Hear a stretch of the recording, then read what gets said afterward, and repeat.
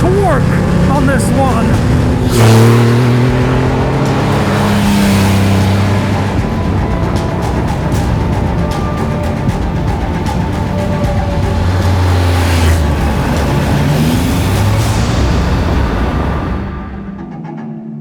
It's a rather interesting era that we're living in. Displacement of cars, well, downsizing is on the agenda. They become more efficient, they become more powerful, but they become smaller. Also, the electrification has done its thing in cars, but not as much in the motorcycle market. And still, to be king in that market, well, you can always show off with a lot of displacement. And this has been the king since 2004. This is the biggest production engine on any bike, the Triumph Rocket 3. This year it celebrates 20 years since it came out on the streets. And since it came out on the streets, well, it has been a dream bike of mine. I've had some bikes, some sporty bikes, and a bigger displacement bikes like a Harley Davidson Fat Boy 1584 cubic centimeter engine. I thought that was well enough, torquey enough. But even further back, when this was launched, there was the Kawasaki Vulcan VN 2000 and also the Honda VTX 1800, and there was 1600cc engines on some other Kawasaki's as well. So torquey bikes back in the days, but when this came out, well, it came out like a bomb. And to this very day, it is still the biggest production engine. Now this Triumph Rocket 3 Storm, as it's called, for 2024, it now has a little more power from this 2500cc engine. It delivers 182 horsepower, 225 newton meters of torque, and that means that it's 15 horsepower up in power to the previous one. Compact and nice, so it's fairly easy to back up with. Of course, it's 317 kilos, which is a lot. You don't get any reverse gear on this one, but balanced. You can just roll off like this. And that power surges you away. It's like, well, if you want to get into attack mode with this one and accelerate full on the gears, well, you need to be ready. You need to be ready extra plus, because it is so strong and so quick. But it's nice. It is a bit of a cruiser, but the R is a bit more racy. Very good graphics. I like that white display on the bottom. You don't even need to touch the brakes. They are there. You need to look down a bit. So it's not in your vision. You have your vision on the road ahead, and that's what's important. But when you want to glance down, well, and you've got this beautiful layout here. Very simple to just move around with. It is 317 kilos, so sure, it is a lot of weight, but it's rather manageable, and it feels like it's honest weight, because lately I've been driving a couple of bikes that are a little heavier than this one, but this is much more easy to maneuver. One thing that I've noticed is that, you know, it's not very subtle on the throttle. You hit some barrier there where the throttle really wants to, you know, jump. So it isn't super smooth when you're up to pace and start hitting it. Well, then it's a lot better. It's on its sporty toes. This 2500 cubic centimeter engine, 182 horsepower, 224 newton meters of torque.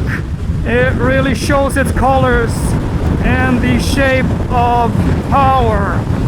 You know, that was no throttle at all, and you're just up to 140. This one is so quick.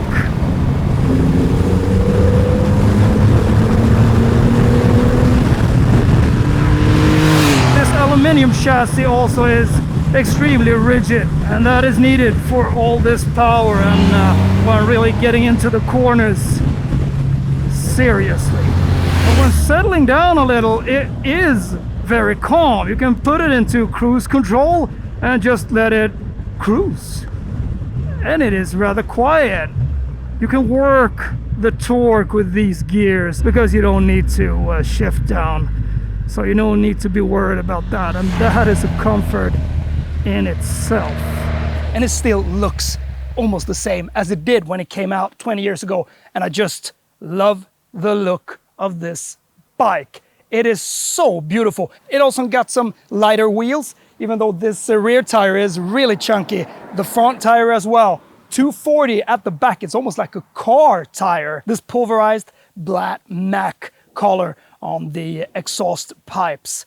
And it just looks mean. It is a mean machine. It's rather difficult to describe the power on this bike. You really need to jump on and take it for a test drive to feel the power in all the gears. It is just incredible. It's so intoxicating. And you might think that this is a cruiser, but this one is more of an attacker. And it's always been that at the red light drag type of bike, because it accelerates so quickly. And it's like first and second gear on this one, they will just spin out. So you really need to be gentle on pulling the clutch and getting it right when accelerating. And does it become a cruiser? Well, it is a bit of everything. I think it feels like an attacker, a sport bike, and a cruiser at the same time. And why this one feels more like an attacker is due to that there are two different models on this Storm. It's the R, which we're standing with here, and it's the GT. And the GT is a little lower with its seat. Foot pegs are mounted a little further, and the handlebar is also a bit more stretched back. You also get a little backrest on that one, even though you can choose that for the R as well. But the R becomes a little more aggressive.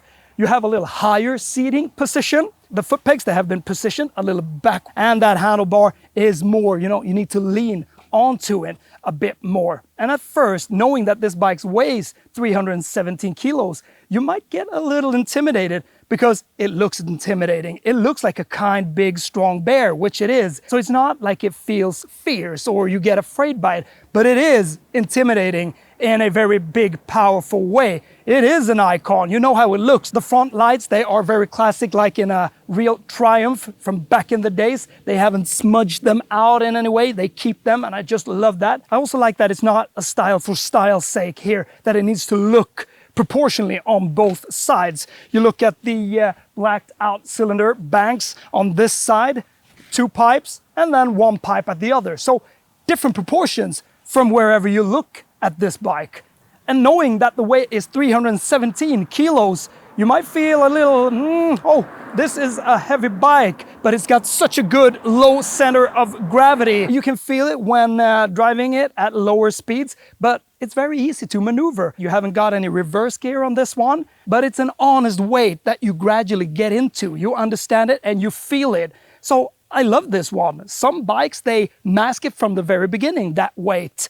And at sometimes, well, all that weight can just show up if you will lose the clutch or you don't know how to balance it correctly. And those chunky tires, when you want to maneuver it quickly at lower speeds, it isn't that quick because, yeah, they are chunky, they are big. But when picking up the pace, it is just another matter. Big brakes from Brembo, you got cornering ABS, so you got perfect control if you want to squeeze them a bit harder in the corners. And in the corners, well, that's what you want to attack this bike with. And I will continue to say attacking because it feels very attacking. It's not like a cruiser that you can sit straight up on because that hurts your back. Especially me, 175 centimeters. Maybe I'm a bit too short to get that comfortable ride. I really need to put myself into a sporty position to get it right. But when you're in that mode, and that's what you want from this bike, you want to chase bigger sports bikes. And that you can really do. And when leaning into it, well, you got a perfect position. Looking down, there is nothing that really covers anything. So you know exactly how to dip it in and you can see all the corners so well. This cluster, it's further down. So you always have your eyes on the road. And that is something that you really need to have.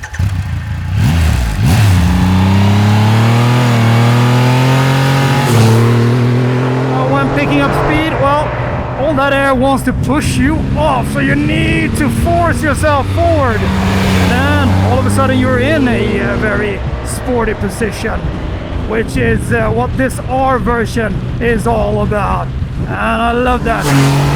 You can feel that there's some heat from the manifolds here, from the cylinders, and from that engine on both your legs. A little more on the right side, even though you drive at higher speeds, on motorway speeds.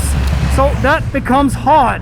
On hotter days, well, can be really hot when crawling around at lower speeds. But this is cool. I mean, look at this. We're driving 110 kilometers an hour and full throttle in 6th gear. 130, 140, 150, 160. It just pulls like a rocket. So it doesn't become fun when you start pushing it above 180 and 200 kilometers an hour. It becomes more of a struggle. Now we're in sports.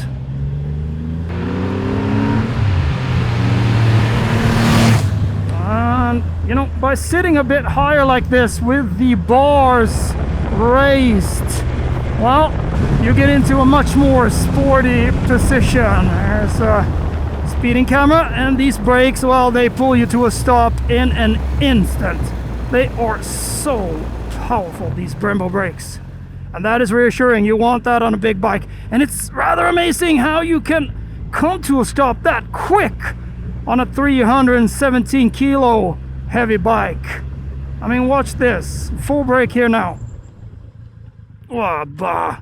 Some G-forces there. The more you feel like, yeah, the roads that I should get out on are some more twisty roads. Not on motorways, not in city traffic.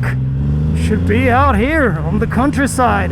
Having this corner ABS, which is a bit more modulated for power braking into corners, well, that makes you feel a bit more reassured when driving sporty. But you shouldn't feel like Batman straight away, because it has a little learning curve. Getting the gears right, knowing the power, knowing the torque, and short shifting and using it right to low gear, accelerating, well, that can be a little juddery and not that effective. So take time with this bike, but it will reward you. These 317 kilos on this one, they are so manageable. And when you let off, well, you can hear how it pops a little. So I like the sound of it. It's not excessive in any way. It just fits the bike. It fits the strength that it provides, this bike. So yeah, when you top it out at 7,000, well, it shouts a little, but in a very barky, deep, growly way. And I like that. I really do. And knowing what type of gear is suitable. You can be in 3rd gear, it doesn't matter if you come down to 40 kilometers an hour, and then you just pull away, and it just slingshots you away like no other bike. That torque is so immense. But minute after minute, you become better on this bike. And I just feel more and more confident in how this one rides. Love it. It just feels like a big sports bike in some way, but not in that way that you need to rev it out. Just short shift it, work it. When driving in sport mode like this, it really shows its true colors. When you sit this high and you sit forward when attacking, you can see those deep corners that might appear, and you know how to dive into them. That's what I like about it. There's nothing that covers you here. Getting on this bike is very, very easy. It's got keyless go. So you just start it up and you are greeted. Good afternoon, Ryder Rocket 3. Very nice cluster, digital, nice graphics. And you can set it in some different layouts. There's a lot to choose between here. It shows you all your board computer information, how much fuel you got, what the temperature is. And you can also set it if you want the look to be quartz, where you get this traditional speedometer, and to the left you get the rev counter. Even though it's very small, this isn't a big cluster, so there is something about that that you shouldn't focus on too much. The thing is the road ahead of you, and that is important when you got this much power and it can deliver that much speed. So I find it very convenient that it doesn't catch your attention that much. So you really need to glance down a little extra to see what type of information you need to read out. And if you don't have that big hands, well, it is some distance between all the buttons, even though I don't find it that bad, but you can feel it sometimes when you grip and you want to, just switch something, then you almost need to move your hands. So bigger hands is a plus in this case. And then you can set it into chronos. And then you get this big, more sporty rev counter. And you got the speedometer in digits. And you go to the home button. And then you get into riding modes. Rider, rain, road, sport. Well, all that can be set quickly through this M button here while on the move. So they become a bit leaner. Rider, rain, road, and sport, of course, the most responsive ones. Then you can get into bike setup. You got hill hold. Well, that is very good. If you're in an incline, you can disable it if you want. And then indicators, well, automatic, manual, traction control, you can turn that off. You can't turn it off while driving.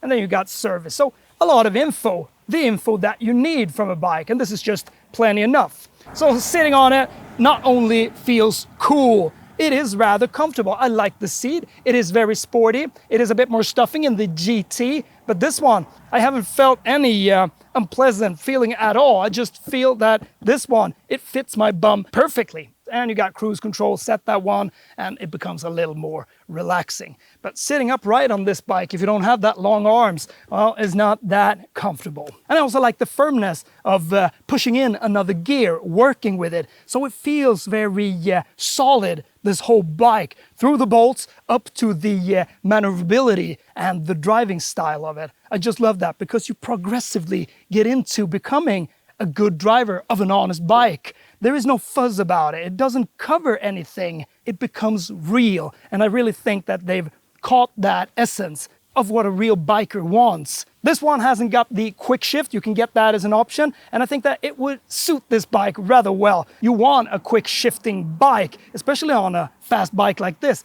But at the same time, it's got so much torque that you can short shift it. And you can do that rather often because you live on this torque. You don't need to be in the higher revs all the time to catch up or to catch some faster bikes.